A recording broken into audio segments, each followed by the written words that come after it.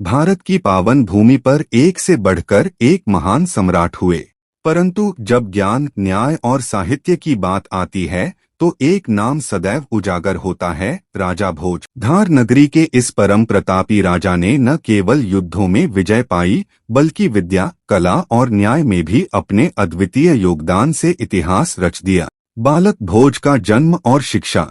राजा सिंधुराज के पुत्र के रूप में भोज का जन्म हुआ। बचपन से ही उनमें ज्ञान की भूख थी। वो सिर्फ तलवार नहीं, शास्त्रों में भी निपुण होना चाहते थे। गुरु: राजकुमार भोज, आप में विलक्षण प्रतिभा है। आपका मन केवल युद्ध में नहीं, न्याय और लोक कल्याण में भी रमता है। भोज: गुरुदेव, मैं ऐसा राजा बनना चाहता हूँ जो केवल विजयी न हो, बल्कि लोगों का सच्चा सेवक हो। राजा भोज का राज्याभिषेक।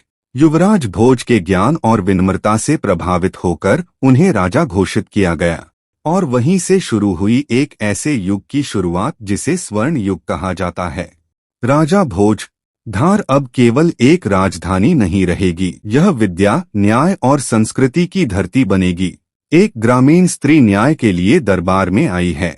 महाराज, मेरे खेत पर जमींदार ने जबरदस्ती कब्जा कर लिया है। राजा भोज: सत्य की रक्षा राजा का धर्म है। दोनों पक्षों की बात सुनकर निष्पक्ष न्याय किया जाएगा। राजा भोज के न्याय की मिसालें दूर दूर तक प्रसिद्ध थीं। वे निर्णय लेने से पहले गहराई से सोचते, दोनों पक्षों को सुनते और फिर निष्पक्षता से न्याय करते।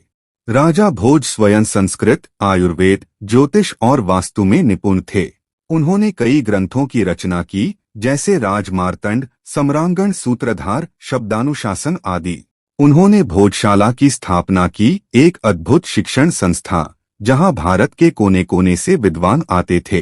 कवि: महाराज, आपके समान विद्वान और साहित्य प्रेमी सम्राट हमने नहीं देखा। राजा भोज मुस्कुराकर बोलते हैं। राजा वही है जो ज्ञान के दीप जलाए, न कि केवल राज्य विस्तार करे। राजा भोज और कालिदास की कहानी। प्रसिद्ध कथा। वन में राजा भोज को एक शिला मिलती है जिस पर लिखा होता है, जिसके नीचे यह सिंहासन है, वह सच्चा और योग्य राजा होता है। एक बार राजा भोज को एक रहस्यमयी सिंहासन मिला जो राजा विक्रमादित्य से जुड़ा था। जैसे ही भोज सिंहासन पर बैठने लगे, एक एक करके 32 पुतलियां प्रकट हुईं। हर पुतली ने उन्हें विक्रमादित्य की एक कथा सुनाई और पूछा, क्या आप भी इतने ही योग्य हैं? राजा भोज गंभीर स्वर कहते हैं, यदि मैं उनके समान न्यायप्रिय और सेवाभावी नहीं बन पाया तो मुझे इस सिंहासन का कोई अधिकार नहीं।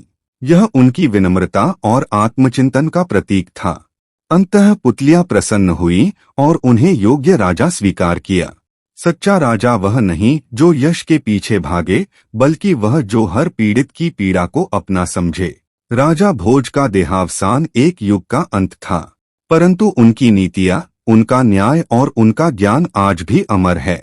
भोज केवल एक सम्राट नहीं थे, वे एक विचारधारा थे, एक आदर्श थे। आज जब हम अच्छे नेतृत्व, न्याय और सेवा की बात करते हैं तो राजा भोज का नाम हमारे मन में स्वतः आ जाता है। चलिए उनके जीवन से प्रेरणा लेकर हम भी अपने कर्मों में ज्ञान और करुणा का दीप जलाएं। ऐसी और ऐतिहासिक कहानियों के लिए चैनल को सब्सक्राइब करें, लाइक करें, कमेंट करें। जय हिंद।